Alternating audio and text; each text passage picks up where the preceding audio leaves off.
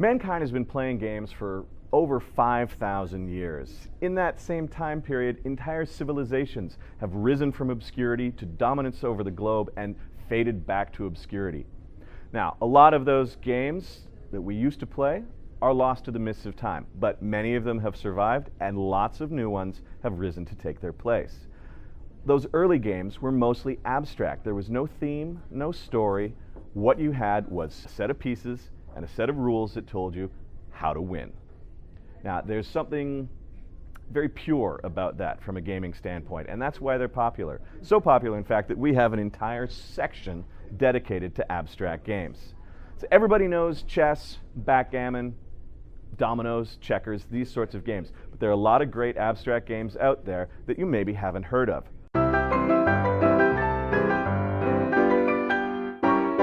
Rainer Knizia is one of Germany's most prolific game designers, and if anybody's got a complaint about his work, it's usually that they think his stuff is too abstract. His games are abstract games with a tiny bit of theme pasted on. But every once in a while he does work in the pure abstract, and one of his best is Ingenious, currently published by Fantasy Flight Games. It is a tile game similar to dominoes in some ways. Players take turns placing tiled pieces on the board in an effort to create lines of matching colors. You score points in 6 different colors, and of course, true to Knizia's style, the color that you do the worst in is what you compare to other players' scores. So it's not good enough to excel at some of the colors. You have to try to excel at all of them, otherwise you're going to lose the game. Quoridor is an abstract game from Gigamic Games based on a concept by Mirko Marchesi. It is a racing maze game. Players have a pawn. It starts on their center space, on their edge of the board, and you are racing to get to any of the spaces on the opposite side of the board. On your turn, you either move your pawn or take one of your pieces of wall and you place it on the board to make a maze and block somebody else. The catch is, every turn that you're placing a wall down, that's a turn you're not moving yourself.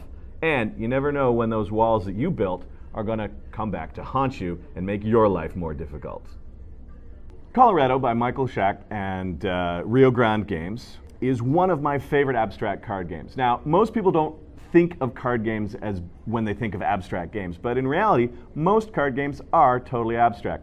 Hearts, bridge, euchre, poker. These are games where there's no theme, there's no story, it's just can you win? And that is what Quoridor does. At the start of the game, there will be a number of empty piles of cards equal to the number of players playing. On your turn, you either draw a card from the deck and add it to a card pile, or you take a pile that has at least one card in it. Piles can hold a maximum of 3 cards each. If it's your turn and all the piles are full, you have to take a pile.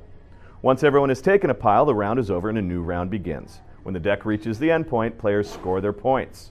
Remember, you earn positive points for the 3 piles you collect the most of, and negative points for all the rest.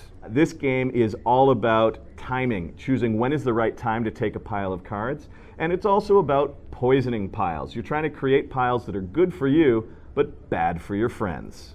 That's all the time we have today, but join us next week for part 2 of Abstract Games, where we'll talk about some more fantastic games for you and your friends to try. And remember, if you've got questions about games or about how we work at Snakes, don't forget to send your questions to AskSnakes@snakesandlattes.com.